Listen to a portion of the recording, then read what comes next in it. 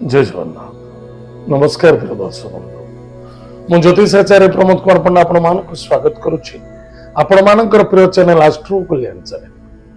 प्रिय दर्शक बंधु, जो व्यक्ति मन तो चैनल को देखुंट सब्सक्राइब करना सब्सक्राइब करंतु, लाइक करंतु, अधिक अधिक शेयर करंतु। एबे आसंतु जानिमा कुंभ राशि व्यक्ति मानक पई किछि आजि भलो किछि खबर अछि। ताले प्रिय दर्शक बंधु, भल पाइबा कौन खराब ना? गोटे पुओ गोटे झील को भल पाउछ, आर मुख्य किसी कारण अच्छी, चाहे प्रारब्ध हो, चाहे वर्तमान हो, चाहे स्वार्थ को हो, चाहे आसक्तता को हो, चाहे शारीरिक को हो, चाहे मानसिक क्षेत्र हो, कौन से क्षेत्र किए गोटे भल पाइबा। किंतु आत्मविश्वास एक अन्य जन को समर्पित, दिस इज पास्ट। ये पूर्व जन्मर जदि खेल न हुए, कहीं क्या सहित मिसे ना, कहीं क्या सहित संपर्क रखे भी ना, मन रखि। जदि गोटे कॉलेज रे 100 पिला पाठ पढ़ुचंती, गोटे पुओ गोटे झील को भल पाई बसी, निश्चित रूप से प्रारब्ध किसी ना किसी थिला। से कॉलेज रो पाठ पढ़ी सारा पर से जे चाकरी कलानी, चाकरी करिवार 2 वर्ष 3 वर्ष 5 वर्ष पर तार विवाह समय जमती आसुची, से कॉलेज झील ता सहित फिर पुनः ता सहित मिशुची, सेठी बढ़ुची तांकर प्रेम, ताकू कहती प्रारब्ध। जने गोटे पिला छोट बड़ ठारू अनेक वर्ष पर्यंत भल पाई बसी, भल पाइबा मध्य कौन सी कारण वशतरू लंबा टाइम भल पाइबा बसिबा एते सहज नुहे। एते आपद विपद संघर्ष तर्क वितर्क समर्पित समय सब अतिवाहित कला परे भी तथापि दुई परिवार न मानिबा जोगु एक अन्य जनक मृत्युदंड करुचंती, मृत्युवरण करुचंती, एक अन्य जन विच्छेदन घटुची, दुख एवं पीड़ा मध्य देखा दउछि।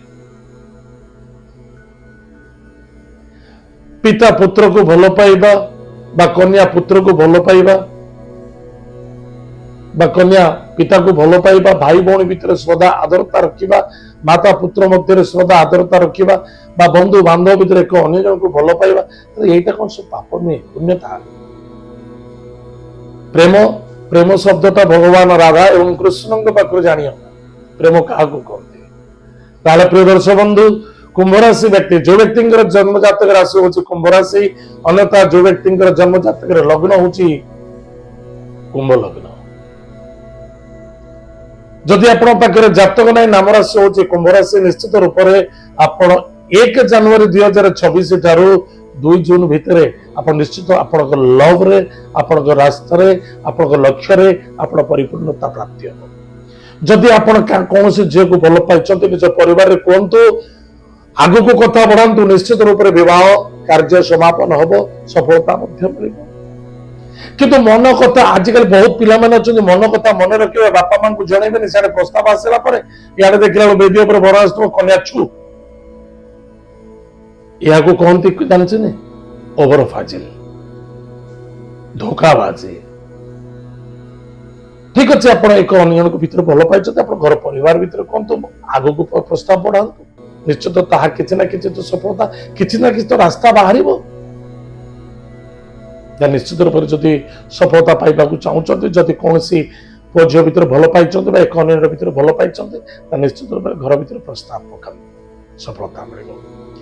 किंतु आउ गोटे भल पाइबा अच्छी, आउ गोटे भल पाइबा अच्छी, केमिति ना गोटे मोर स्त्री अच्छी, पिला छुआ अच्छा, मुझे आउ गोटे जगह क्या भल पाऊँ, प्रेम करुच्ची, सेठी जाकि बाहा पड़े, ताकू छाड़ी आउ गोटे बाहा पड़े, एसब करेंगे ना।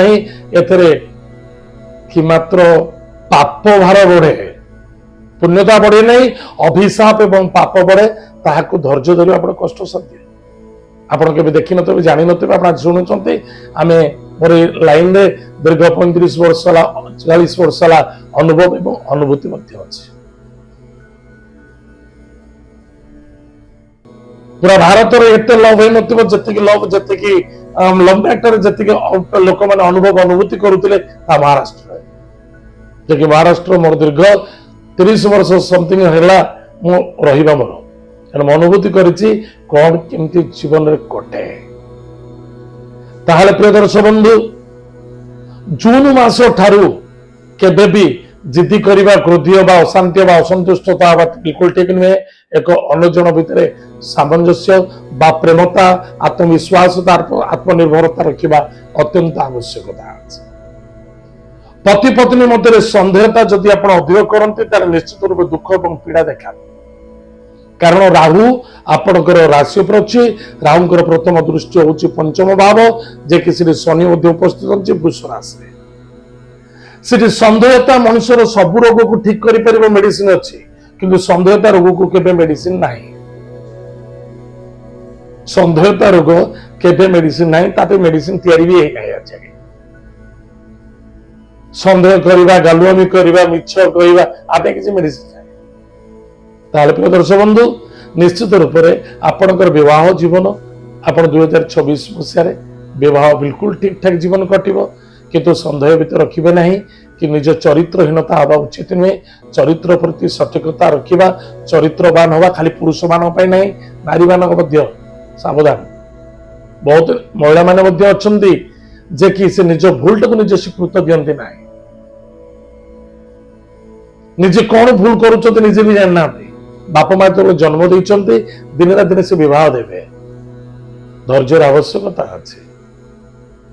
ତାହେଲେ ମୋର ଛୋଟ ଛୋଟ ଭାଇ ଭଉଣୀ ମାନେ ବା ଛୋଟ ପିଲାମାନଙ୍କୁ ଯଥେଷ୍ଟ ସାବଧାନ ରହିବା ଆବଶ୍ୟକତା ଅଛି।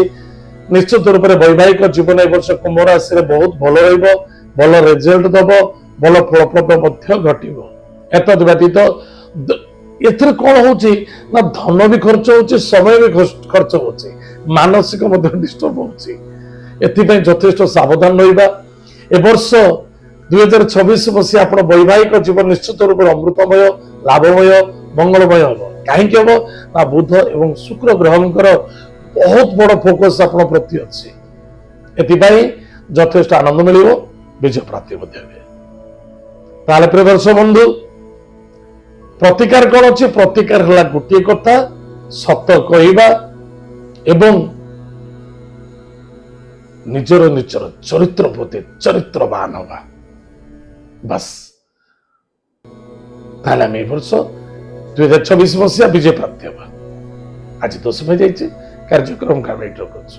ପୁଣି ଦେଖା ହେବା ଆଗାମୀ। ଯଦି ଏପିସୋଡଟି ଭଲ ଲାଗିଛି ଅଧିକରୁ ଅଧିକ ଲୋକଙ୍କୁ ସେୟାର କରନ୍ତୁ, ସଚେତନ କରନ୍ତୁ। ଜୟ ଜଗନ୍ନାଥ, ନମସ୍କାର।